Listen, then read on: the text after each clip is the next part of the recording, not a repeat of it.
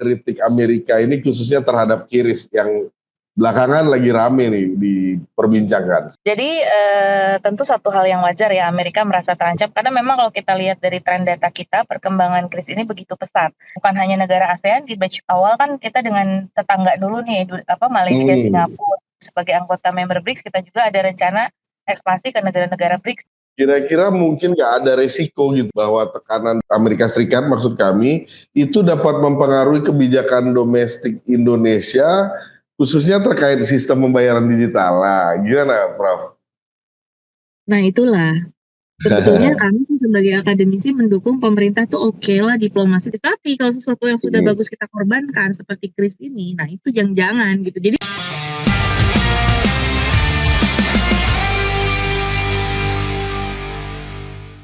Assalamualaikum warahmatullahi wabarakatuh. Apa kabar Sobat Armory? Kembali lagi ketemu bersama kami dalam program Armory Talks.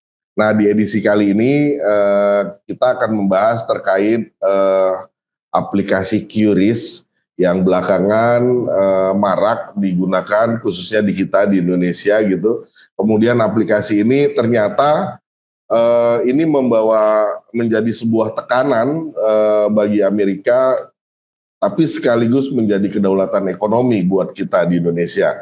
Nah, sekedar pengantar, Sobat Armory dimanapun Anda berada, sistem pembayaran digital QRIS atau Quick Response Indonesia Standard buatan Bank Indonesia kembali menarik perhatian dunia. Kali ini Amerika Serikat melalui laporan tahunan National Trade Estimate atau NTA 2025 secara resmi melontarkan kritik menuding QRIS sebagai kebijakan protektif yang dianggap membatasi persaingan usaha asing.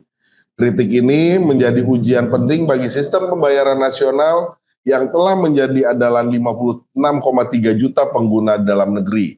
Nah, saat ini Indonesia sedang melakukan negosiasi terkait pemberlakuan tarif resiprokal oleh Presiden Trump. Tetapi dalam proses ini muncul tekanan agar Indonesia mengalah dalam pemberlakuan QRIS yang dianggap merugikan Visa dan Mastercard, dua perusahaan Amerika Serikat yang selama ini meraup untung dari transaksi pembayaran di Indonesia, khususnya sebelum muncul QRIS. Ini bukan semata-mata soal tarif dan pembayaran, tapi menyangkut isu kedaulatan ekonomi dan nasionalisme. Aneh memang, kenapa rakyat kenapa rakyat Indonesia harus store ke Visa dan Master jika rakyat Indonesia bisa transaksi lebih murah dan praktis pakai QRIS yang kebetulan buatan Indonesia sendiri. Kita ingin membahas bagaimana Indonesia harus menyikapi isu QRIS ini, apalagi terkait tekanan Amerika dan juga menjadi kedaulatan ekonomi Republik Indonesia. Nah, saat ini Sobat Armory di tengah-tengah kita sudah hadir narasumber yang kompeten untuk membahas terkait ini. Beliau adalah Ibu Profesor Telisa Aulia Valianti yang biasa kami sapa dengan Prof Telisa. Beliau adalah pakar ekonomi sekaligus guru besar ekonomi Universitas Indonesia. Langsung aja Sobat Armory, kebetulan beliau udah ada di tengah-tengah kita sapa beliau. Assalamualaikum Prof. Waalaikumsalam Bapak Dr. Darwin dan semua pemirsa Armora ya Pak ya? Armory, Sobat Armory, ya. Sobat Armory, ya. Dan selamat salam sejahtera ya untuk Sobat Armory. Iya. Apa kabar Prof? Ini lagi sibuk apa nih Prof Telisa? Iya kayaknya lebih sibuk mengamati nih, mengamati data ya. Ya karena belakangan data-data ekonomi kita banyak yang baru terbit ya. Jadi ya untuk menganalisis lah karena tugasnya memang sebagai analis ekonomi ya terus memantau ya data-data ekonomi yang baru keluar, itu sih kesibukannya. Iya. Nah Prof tadi saya udah seperti kasih pengantar nih ya terkait QRIS nih yang ternyata ini dapat tekanan nih dari Amerika, padahal di satu sisi ini merupakan sisi yang positif buat kita, jadi kedaulatan ekonomi kita ya gitu ya. Bagaimana Prof Telisa melihat kritik Amerika ini khususnya terhadap QRIS yang belakangan lagi rame nih diperbincangkan? Silakan Prof. Ya, Jadi, tentu suatu hal yang wajar ya Amerika merasa terancam karena memang kalau kita lihat dari tren data kita perkembangan kris ini begitu pesat. Indonesia juga sudah memiliki banyak MOU dengan berbagai negara bahkan seperti kita tahu dengan Cina, India. Jadi bukan hanya negara ASEAN, di batch awal kan kita dengan tetangga dulu nih Malaysia, Singapura. Kemudian, makin banyak lagi nih Thailand, bahkan kita sampai dengan Cina dan India sekalipun juga kita sudah punya. Bahkan dan sebagai anggota member BRICS kita juga ada rencana ekspansi ke negara-negara BRICS ya, karena kita juga mau memanfaatkan keanggotaan Indonesia di BRICS. Jadi, tapi sebenarnya gini, bagaimana kita berdiplomasi sih intinya menjelaskan bahwa, keberadaan KRIS itu sebetulnya bukan untuk mensubstitusi ya, kita harus jelaskan. Jadi, Amerika mungkin merasa saingan ini dalam konteks persaingan yang tadi Pak Darwin sampaikan, itu adalah dari sisi persaingan ya aspek, tapi kita mungkin dari sisi komplement dan kemudian juga persaingan yang sehat. Jadi, sebenarnya kalau kami coba ngobrol ya dengan para regulator gitu awal launching-nya KRIS, idenya itu sebetulnya untuk menjadi pilihan alternatif. Jadi bukan sekedar mensubstitusi gitu ya, ini kan juga, kita lebih ke bagaimana nanti masyarakat itu terutama misalkan UMKM kalau kita bicara, mereka punya pilihan karena lebih terjangkau harganya. Kalau yang internasional ini kan karena settlement-nya itu di US ya atau di UK, di mana mereka tuh tentu settlement di US sama settlement di Jakarta secara biaya pasti lebih murah settlement di Jakarta kan, logikanya seperti itu. Untuk UMKM tuh nggak terjangkau, tapi untuk perusahaan besar yang transaksinya besar kemudian berkaitan dengan transaksi underlying-nya itu internasional, ya pasti mereka lebih pilih, yang punya Amerika dong gitu. Jadi ini sebetulnya pilihan. Jadi sebenarnya mungkin kita bisa sampaikan ke US, kita tidak berniat ya maksudnya gini, kecuali kita jadi kompetitor di internasionalnya gitu, yang kita substitute itu kan kebanyakan di domestik dan juga idenya lebih kepada bukan substitusi, tetapi lebih bersifat komplementer atau melengkapi, seperti itu. Jadi itu sih yang perlu kita bicarakan bahwa ini menjadi pilihan untuk terutama karena Indonesia itu darurat dari sisi keuangan digitalnya. Jadi akses keuangan digital. Jadi idenya adalah ekonomi keuangan digital dan inklusi keuangan. Jadi kita punya kebutuhan untuk melakukan inklusi. Jadi alasan utama KRIS ini sebetulnya bukan untuk menyaingi gitu loh internasional ini, tapi untuk akses keuangan, inklusi keuangan dan UMKM kita supaya transaksi menjadi lebih mudah. Nah, tapi kita tidak melarang UMKM menggunakan Visa dan Mastercard misalkan contohnya ya monggo saja gitu. Cuma buat mereka lebih achievable karena KRIS lebih terjangkau harganya. Jadi ya kalau misalkan Amerika yang bersaing dengan kita ya mungkin mereka harus lebih mengefisienkan lagi biayanya supaya bisa compete gitu loh. Seperti itu. Dan sebenarnya kalau kita coba banding-bandingkan antara Visa atau Master dengan QRIS ini juga nggak apple to apple kan ya Bu, kayak yang Ibu bilang barusan kan. QRIS ini kan sifatnya domestik gitu. Iya, walaupun ini sekarang sudah mulai bisa lintas batas ya memang. Mungkin yang mereka khawatirkan karena KRIS sudah bisa lintas batas. Walaupun awalnya KRIS itu dan GPN, Gerbang Pembayaran Nasional itu kan bersamaan, itu satu paket. Itu kita utamakan untuk di domestik ini. Untuk transaksi antara pelaku usaha domestik dengan masyarakat domestik kan. Jadi lebih ke domestiknya. Nah, namun untuk para pelancong ini, misalkan kita punya turis atau wisatawan Indonesia, bisa menggunakan KRIS juga di negara-negara tetangga seperti itu. Nah itu memang kalau di sisi yang itu ada unsur persaingannya ya lebih itu ada. Nah tetapi kan itu again kalau persaingannya masih sehat dalam arti bahwa kita juga memang bersaing dari sisi biaya, efisiensi dan teknologi, ya why not? Kita namanya persaingan usaha juga. Jadi selama persaingan usaha itu dalam konteks bisnis yang sehat sih saya rasa itu tidak masalah ya. Dan bagaimana kita juga mengkomunikasikan hal ini gitu bahwa dan kita juga sebetulnya kan udah dibilang di aturan itu sebetulnya bahwa kita boleh ya penyedia-penyedia asing selama dengan aturan domestik, jadi bermitra dengan perusahaan domestik seperti itu. Jadi memang kita tetap buka ruang boleh buat pelaku asing juga, namun memang ada persyaratan kerjasama dengan mitra domestik. Nah ini mungkin yang sedang dibicarakan sih, mungkin perluasan dari kemitraannya, kemudian juga kemudahan perizinannya seperti itu mungkin supaya lebih lebih memberikan kesempatan itu sih mungkin ya. Nah, jadi tetap ada perbaikan yang kita usulkan. Iya. Nah, Prof. Telisa ngelihat sejauh mana kira-kira QRIS ini sudah mempengaruhi dominasi perusahaan asing seperti Visa gitu ya, Master dalam sistem pembayaran di Indonesia, Prof. Gimana, Prof?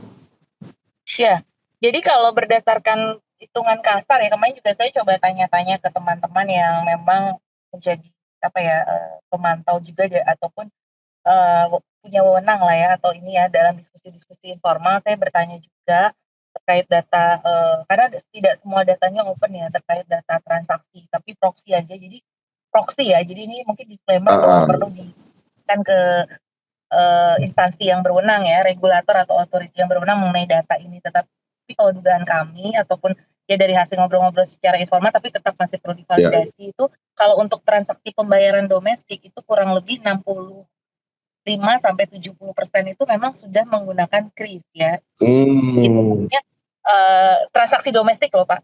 Saya belum dapat kalau data transaksi internasional. Yang ini benar-benar antara pelaku usaha domestik dengan pelaku usaha domestik. Jadi atau antara masyarakat domestik internal kita gitu loh. Di domestik benar-benar domestik yang nggak ada underlying internasionalnya. Itu memang sudah hampir 70% menggunakan kris atau GPN. Jadi sudah dengan nasional. Nah, sedangkan yang sisanya masih menggunakan internasional seperti itu. Tapi itu untuk transaksi domestik. Nah, kita kan masih punya kayak transaksi ekspor impor, arus modal, security settlement, misalkan jual beli saham, jual beli obligasi dengan asing. Nah, itu masih banyak dominannya justru dengan itu 50% masih internasional kalau yang asing gitu. Gitu. Nah, jadi kalau dominasi itu hanya untuk di transaksi domestik saja. Transaksi domestik ya, Prof ya. Nah, ini kalau kita melihat tadi saya sempat singgung soal kedaulatan ekonomi digital Indonesia, Prof. Ya. Muncul pertanyaan, apakah penerapan QRIS ini bagian dari upaya pemerintah kita dalam rangka memperkuat kedaulatan ekonomi digital nasional atau justru dianggap sebagai bentuk proteksionisme? Gimana Prof melihatnya? Ya, kalau saya sih menilai lebih ke kedaulatan ya, karena gini, kalau saya baca blueprint blueprint sistem pembayaran Indonesia ya, kemudian itu memang di dalam blueprint itu kan kita ingin memiliki semacam kedaulatan dari sisi sistem pembayaran nasional, seperti itu ya. Di dalam blueprint itu kan memang kita semakin lama harus semakin mandiri gitu.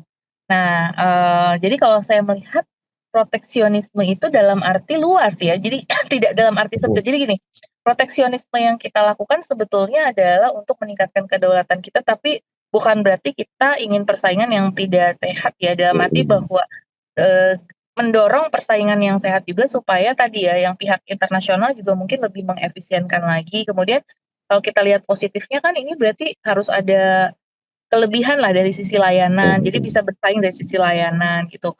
Mungkin yang provider internasional itu kan lebih punya jaringan internasional yang baik, teknologinya mungkin juga lebih tinggi, sehingga mereka lebih bisa menawarkan premium services misalkan. Nah, jadi ada apa ya, market segmentation gitu loh. Jadi saya melihat bahwa instead of proteksionisme ya ini persaingan bisnis juga ada market competition dan market segmentation gitu. Jadi mungkin memang pelaku-pelaku usaha internasional ini perlu lebih mendorong inovasi lagi supaya punya keunggulan dibandingkan dengan yang lokal seperti itu. Dan sebetulnya kalau saya tanya juga, tapi again ya secara informal gitu dengan karena saya juga ada regulator yang juga di bidang penelitian, kita sering diskusi karena kita kolaborasi antara akademisi dengan regulator gitu di sektor keuangan. Nah itu kalau ngobrol-ngobrol juga dengan teman-teman regulator bahwa sebetulnya di awal penerapan blueprint ini dan juga pembangunan dari QRIS ini sebetulnya juga tentunya melibatkan pihak asing juga dalam awal desainnya.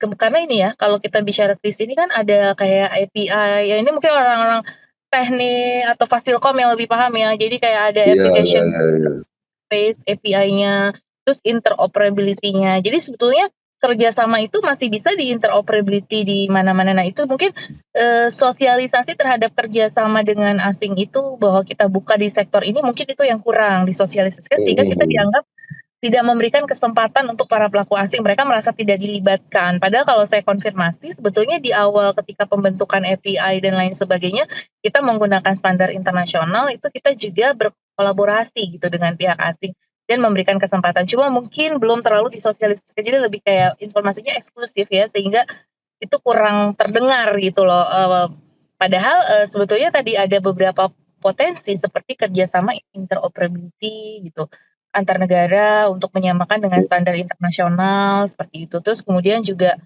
jadi di dalam bisnis model atau ekosistemnya itu sebetulnya masih ada peluang-peluang kerjasama internasional. Nah mungkin jadi KRIS dan GPN-nya sih menurut saya kita pertahankan, tetapi di dalam model bisnisnya kita lihat lagi kalau berdasarkan info sebetulnya sudah ada kerjasama itu gitu. Itu kita bisa menawarkan peluang-peluang gitu, di mana nih masih ada peran asing itu gitu di sebelah mana-mananya. Nah itu mungkin harus dijelaskan seperti itu.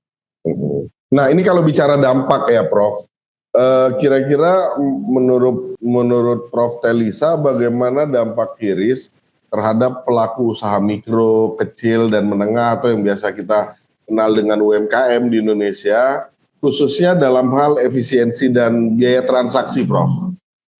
Ya, ini ada banyak studi. Sebetulnya kebetulan saya juga dulu pernah punya bimbingan ya dampak KRIS terhadap biaya transaksi, dampak KRIS terhadap UMKM. Jadi dengan adanya efisiensi ini, benefit yang paling utama yang dirasakan oleh para pelaku usaha adalah meningkatnya omset. Seperti itu. Itu sudah banyak kajian-kajiannya ya. Saya juga dulu punya bimbingan di UI ya, memang riset spesifik mengenai KRIS ya. Itu kalau kita bagi ya, secara rata-rata misalkan peningkatan omset itu 6,02% pada UMKM yang mengadopsi KRIS dibandingkan kelompok yang tidak menggunakan. Dan ini akan lebih signifikan lagi pada skala mikro. Kalau di skala mikro, omset yang bisa meningkat itu adalah sebesar 12,65%. Jadi bayangin, kalau rata-rata kan 6% ya seluruh usaha, begitu kecil, menengah, mikro. Nah kalau di mikro tuh lebih gede lagi dampaknya dari efisiensi yang dihasilkan itu bisa meningkatkan omset hingga 12,65%. Kemudian kalau kita bagi by sektor ya, misalkan industri pengolahan itu juga yang paling banyak menikmati peningkatan omset, mereka bisa omsetnya naik 13,29% seperti itu. Dan secara statistik terbukti memberikan manfaat nyata dari adopsi KRIS sebagai alat pembayaran digital seperti itu. Jadi efek KRIS ini memiliki efek yang kuat dan juga terutama di sektor selain dari industri pengolahan itu juga di dalamnya ada industri mamin ya, terutama juga di industri mamin dan penyedia akomodasi makanan minuman.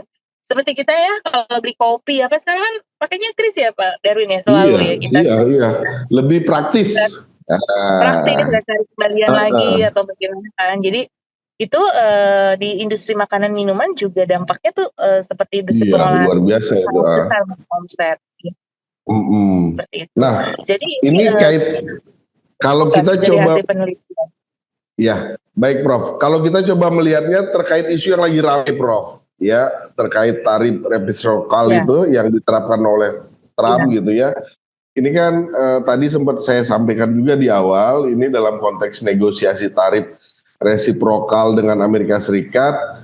Kira-kira menurut Prof. Telisa, apakah Indonesia sebaiknya mempertahankan KRIS sebagai bagian dari strategi nasional atau justru sedikit mungkin perlu melakukan penyesuaian? Gimana menurut Prof. Telisa? Ini makin menarik. Jadi gini, kalau saya sih tetap ada, ini kan KRIS sudah bagus tadi, dampaknya aja sudah besar. Kalau kita dampak ke PDB juga mungkin ada ya, bagaimana KRIS juga bisa jadi kan PDB gitu kan, kepada ekonomi masyarakat gitu.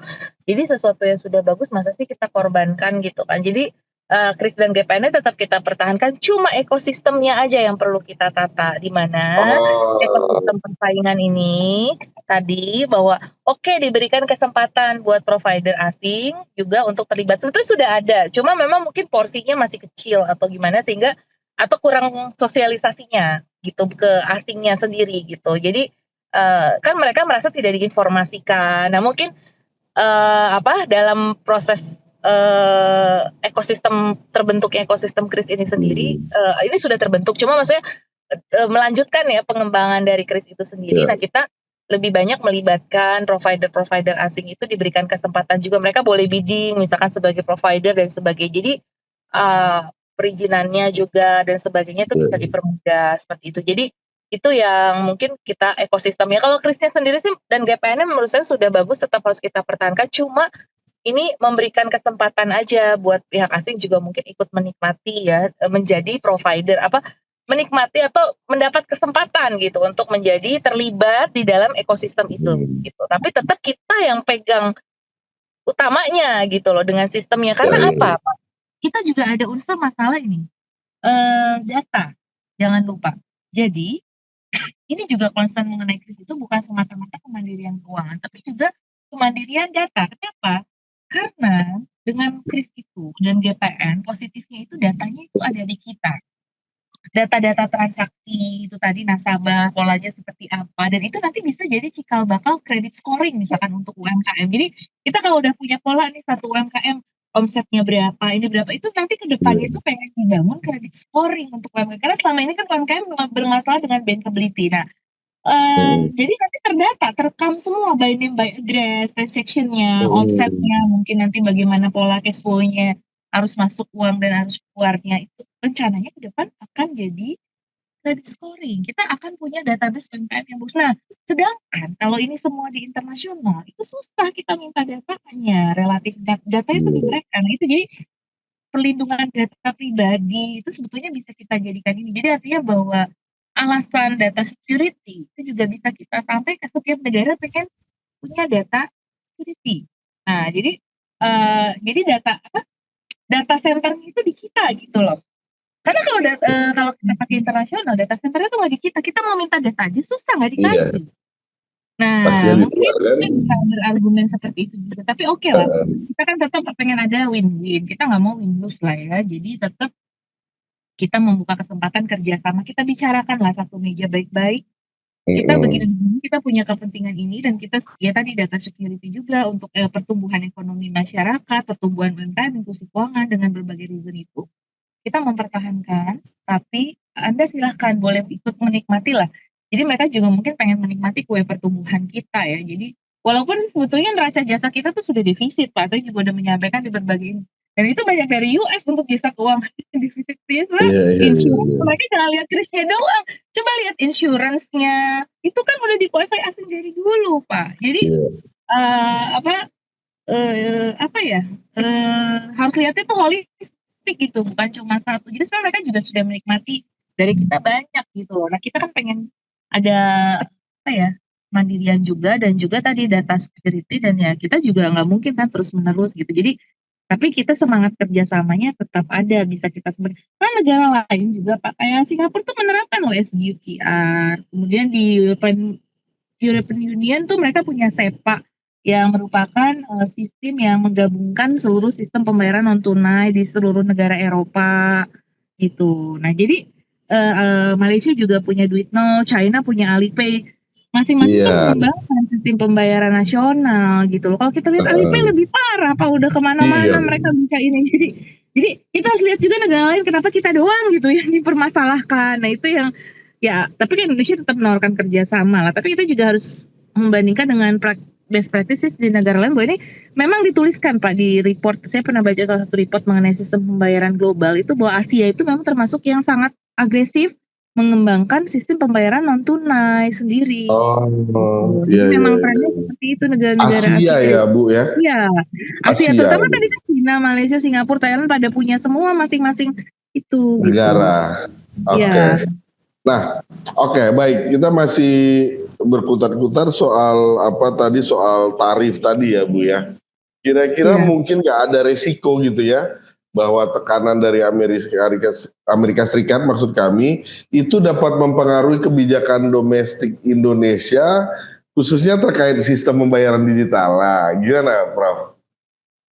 Nah itulah sebetulnya kami sebagai akademisi mendukung pemerintah tuh oke lah diplomasi, tapi jangan semua kita serahkan ke kedaulatan kita, sesuatu yang bagus kita korbankan. Dapat tarif yang murah, maksudnya kita juga harus punya bargaining position gitu. Jadi nggak win-lose gitu. Gimana kita mencari win-win kan? Gitu. Jadi apa yang harus kalau kayak gini mereka kan protes kayak birokrasi di bea cukai kita berbelit-belit. Nah, itu benar reformasi birokrasi iya, kita bilang oke, kita perbaiki birokrasi. Ya, itu bagus. Jadi menjadi pemecut kita untuk lebih baik lagi. Oh, korupsi di kita tinggi, tata kelola tinggi, pembajakan tinggi. Oke, itu berarti kita perbaiki. Itu menurut saya sesuatu yang masih bisa kita memang benefit untuk kita juga bagus gitu, positif. Tapi kalau sesuatu yang sudah bagus kita korbankan seperti kris ini, nah itu jangan gitu. Jadi jangan semua. Nah makanya ini saya berharap sih pemerintah kan lagi ngebentuk tuh 3 satgas. Ada Satgas PHK, kemudian ada Satgas Perundingan dan Investasi ini dalam kerangka perundingan, perdagangan dan investasi, ya kan? Ini termasuk ini kris ini berarti di dalam perundingan itu. Terus yang ketiga Satgas Deregulasi Kebijakan. Nah, harapannya Satgas ini betul-betul bisa menegosiasikan. Jadi tadi jangan sampai kita gara-gara ini kita hilang semua. Ingat pengalaman IMF 9798, saya tuh ingat banget. Kita bilang saham boleh 99, karena kita lagi panik kan, apa aja diturutin. Kita harus tanda tangan letter of intent dengan IMF. Jadi kita nggak punya amunisi sama sekali karena waktu itu kita nggak punya cadar. Kita terjebak dalam krisis multidimensi. Ada transisi, wah lagi kacau deh rupiah. Nah kita kan nggak lagi seperti itu gitu loh. Kita harus lebih tenang ya dalam gini. Oke lah kita ada ancaman dan sebagainya. Tapi kan misalkan pasar bukan cuma Amerika kan. Ya walaupun dolar penting kita masih penting. Tapi itu tadi kita kan nggak sepanik dulu. Jadi kita harus lebih ini juga. Jadi jangan lupa Indonesia punya pasar yang besar. Amerika juga masih butuh pasar teknologi. Amerika tuh kemana sih kalau bukan ke Indonesia? Mereka bisa berjualan smartphone yang sangat fenomenal viral di Indonesia. Kemarin yang versi berapanya juga ditahan karena mereka nggak mau invest. Nah kayak gitu-gitu. Jadi kita tuh udah bagus nih, udah mau bergen gitu kan. Nah itu kita pertahankan sebetulnya. Tapi dengan lebih smart lagi seperti apa dengan di era tarif resiprokal. Jadi mereka juga masih butuh kita. Dan secara geopolitik Pak, Indonesia itu berada di Indo-Pasifik. Kita juga harus mikir, kita tuh di Indo-Pasifik. Bukan mikir, misalnya harus merenungkan kembali. Kita tuh punya geopolitik yang sangat strategis. Kita negara non-blok yang di tengah, kita juga ketua ASEAN, kita pernah menjadi ketua G20. Kemudian kita juga sekarang member BRICS. Ya, jadi kita tuh punya posisi yang strategis di Indo-Pasifik. Jadi Amerika juga sebenarnya kalau kita misalkan ngambek atau gimana, ya maksudnya perlu bukan ngambek ya, artinya kita juga punya posisi lah. Artinya nggak semua kita harus punya argumen bahwa ini berdampak positif pada ekonomi, kita pertahankan dan kita buka kerjasamanya. Silahkan Anda nikmati. Cuma kita sama-sama kerjasama tidak dalam semangat kompetisi, tapi dalam semangat kolaborasi. Karena sekarang kan eranya adalah kolaborasi gitu. Kita bisa seperti itu. Kita punya national security juga. Kita punya national kepentingan. Ya bukan cuma Amerika punya kepentingan, kita juga punya kepentingan nasional juga gitu. Jadi ya ini sama-sama. Cuma gimana kita win-win di dalam masing-masing punya kepentingan nasional ini gitu. Jadi menurut saya mudah-mudahan negosiator kita lebih cermat ya dan lebih bisa menginikan positioning yang win-win itu tadi supaya jangan win-loss gitu.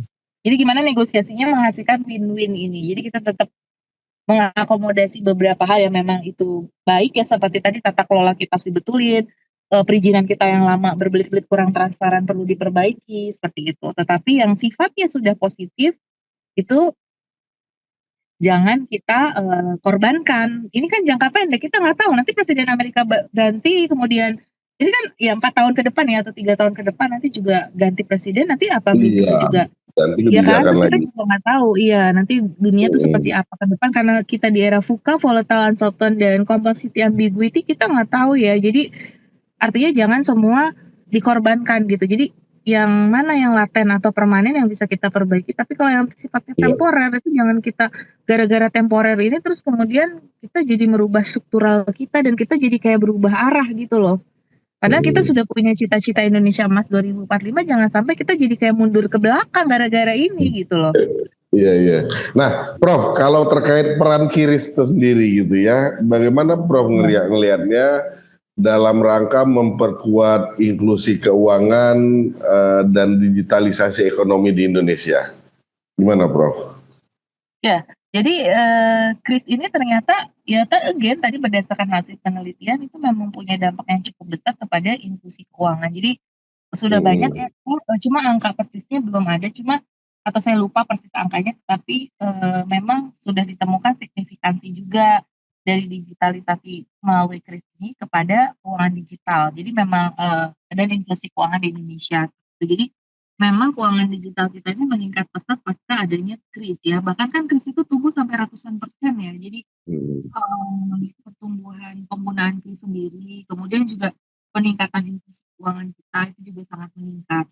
Karena ya itu tadi nanti ini kalau udah kris tadi jadi ya, kalau misalkan nanti secara regulasi memungkinkan nanti hasil dari kris ini bisa untuk credit scoring UMKM misalkan. Nah kalau kita. Nah, kalau UMKM sudah punya credit scoring, sudah terdata dengan baik, nah itu bank yang mau ngasih pembiayaan tuh jadi bisa punya data, oh ini loh UMKM yang potensi tuh ini, bisa dipetakan.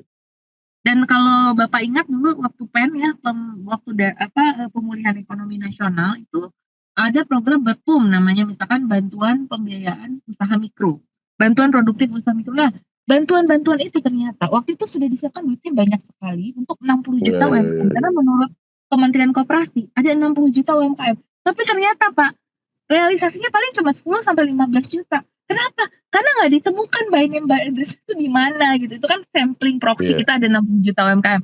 Nah, dengan ada kris kan berarti semua terdata Pak nanti. Nanti kalau ada bantuan-bantuan nih, pemerintah punya program KUR-kah atau apalah semacam BEPUM juga, bantuan produktif usaha mikro, atau restrukturisasi kemarin penghapusan kredit UMKM. Nah, dengan adanya kris itu semua jadi kita bisa dapat Pak, mana yang bisa kita restrukturisasi dengan mudah gitu, dengan dari data itu.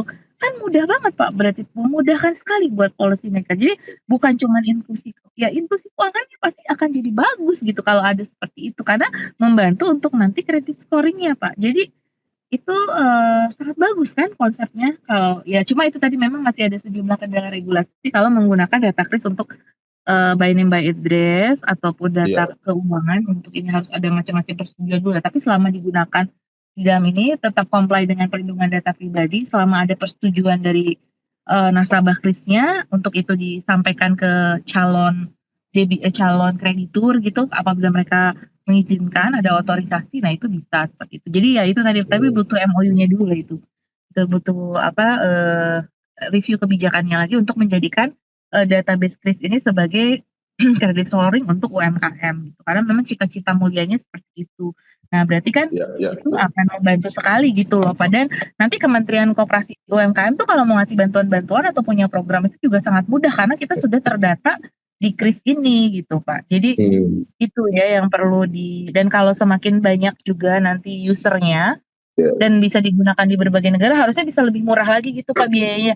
Selama ini kan yang masih biayanya itu loh buat pelaku-pelaku usaha ya yang dianggap masih, walaupun udah diturunin terus sih, tapi pelaku usaha masih pengen diturunin lagi. Nah, kalau ini makin berkembang, harapannya nanti bisa makin murah lagi biayanya oleh para pelaku usaha. Nah, kalau biayanya makin turun, ya inklusi akan makin baik. Gitu. Jangan-jangan ini Amerika juga ngerasa kiris bisa jadi ancaman ini kalau dia go internasional gitu ya kali ini. Iya, nah takut sepertinya itu, takut ada kekhawatiran. Karena tadi ya sudah dengan China, India, Indonesia member BRICS juga. Nah, sedangkan pasar Amerika untuk BRICS kan mungkin cukup besar ya. Mereka khawatir kris bisa merambah ke ini. Kalau Indonesia mungkin mereka ya udahlah gitu ya, istilahnya kan emang untuk di Indonesia ya gitu kan. Sepertinya begitu.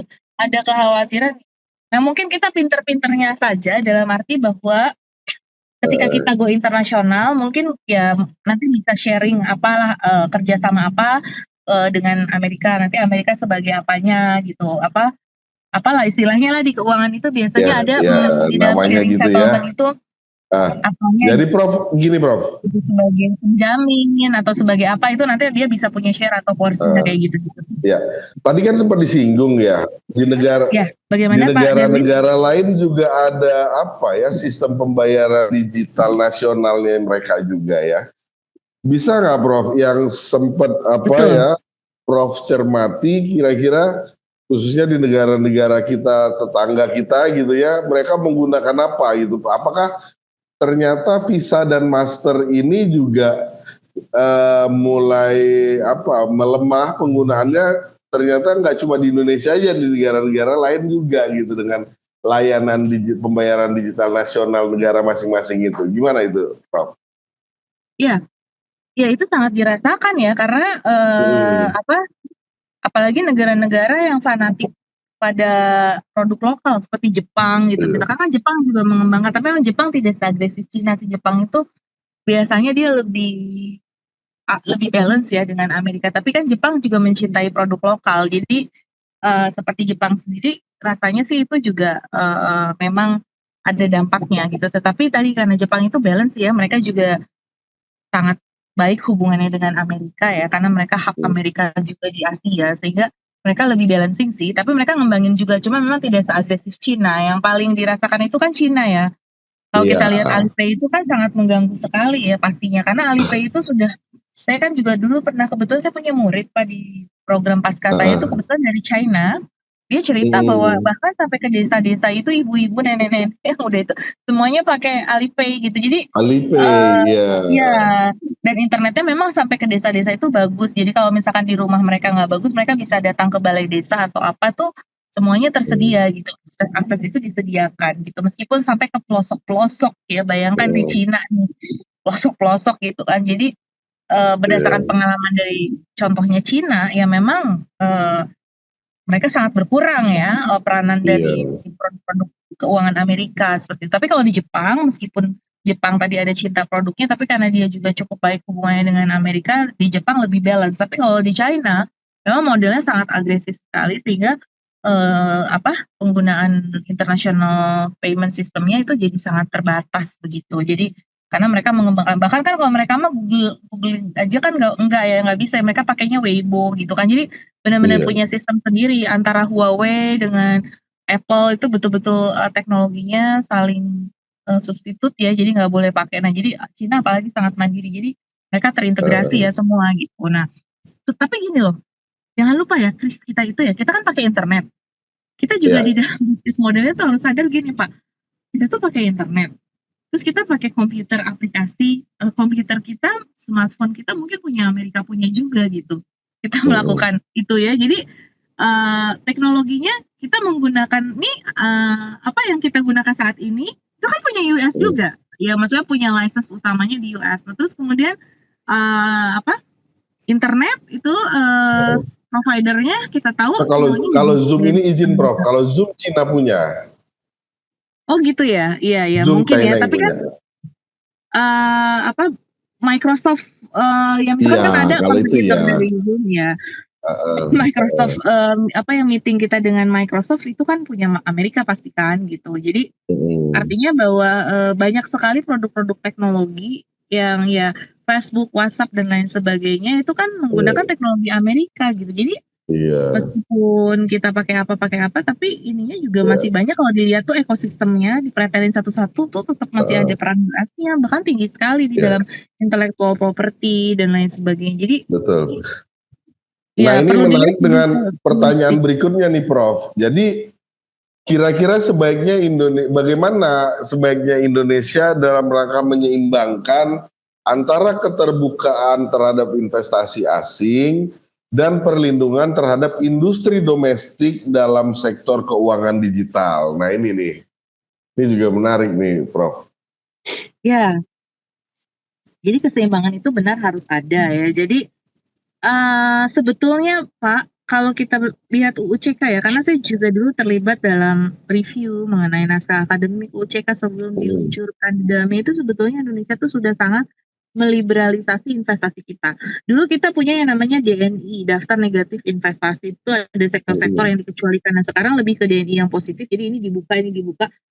Tapi kita nggak terlalu negatif side lagi gitu. Jadi dan yang negatif itu semakin lama semakin kecil yang ada dalam, kecuali sektor-sektor yang terkait pertahanan nasional ya, seperti ketahanan nasional, pertahanan itu masih diutamakan domestik gitu. Jadi sudah banyak sebetulnya sektor-sektor yang diliberalisasi ya Pak ya, termasuk jasa keuangan ini sebetulnya sudah liberal, bahkan ya sejak IMF 9798 tuh kita tuh sudah liberal sebetulnya. Indonesia itu termasuk tidak menerapkan capital control ya, kita cuma menerapkan yang namanya DHE kayak gitu kan. Jadi bukan bukan hard capital control atau menetapkan pajak bahkan seperti Tobin tax untuk capital flows. Kita memang termasuk open loh Pak, Indonesia itu dari regulasi-regulasi investasi ataupun regulasi keuangannya sebetulnya. Bahkan kalau kita cerita ya Pak, prinsipnya itu dengan Singapura gitu misalkan. Singapura itu kita mau buka kantor cabang itu dulu cerita lama ya, mau buka ATM aja susahnya setengah mati, lisensinya itu harus ini, harus itu gitu. Jadi itu kenapa Singapura fan-fan aja melakukan gitu loh, padahal Singapura terkenal sebagai open. Tapi kalau dilihat Pak, indeks capital controlnya Singapura tuh lebih tinggi dari kita sebenarnya. Capital control kita lebih rendah loh Pak dari Singapura. Jadi capital flexibility kita itu sebetulnya lebih bagus. Jadi kita harus berargumen dan berjuang, jangan cuma nerima gitu aja penilaiannya, karena ya Singapura sendiri itu kalau kita mau buka cabang di sana itu mereka punya Maaf. banyak sekali persyaratan dan lisensi yang harus dipenuhi. Jadi biasanya gini Pak, biasanya ada konsep namanya prinsip resiprokal ya. Jadi di dalam kerjasama transaksi jasa itu kalau kita selama memenuhi prinsip resiprokal itu, jadi biasanya oke nanti buka ini di kita, tapi kita juga bisa buka di sana. Jadi harus ada prinsip resiprokal yang saling menguntungkan. Jadi nggak bisa Iya. kalau salah satu doang. Jadi oke, mereka kerjasama sama kita, tapi mungkin dari sisi tadi investasi untuk sektor hardware-nya itu mereka harus lebih banyak gitu. Mereka bisa buka Ya, di jasa keuangan. Nah, kita juga harus ada resiprokalnya. iya. Jadi Jadi jangan cuma jangan. satu itu. Nah Iya, ini juga ini menarik nih Prof. Kita udah mulai masuk ke apa ya sesi terakhir nih, pertanyaan terakhir. iya. Ini yang tadi sempat Prof singgung ya. Jadi ini mudah-mudahan ini bisa didengar oleh pemerintah kita Prof, tayangan ini gitu ya. Jadi kira-kira Iya. menurut Prof Telisa, apa langkah strategi yang bisa diambil oleh Indonesia untuk mempertahankan kedaulatan sistem pembayaran nasional, pembayaran digital nih maksudnya ya, sambil tetap menjalin hubungan dagang yang sehat dengan mitra internasional. Tadi kita udah singgung, QRIS ini positif sekali kan hari ini gitu ya. Iya. Kita nggak mau Iya. kita terlalu diintervensi gitu. Gimana menurut Betul. Prof Mungkin itu bisa tadi langkah ya. Kalau saya strategisnya?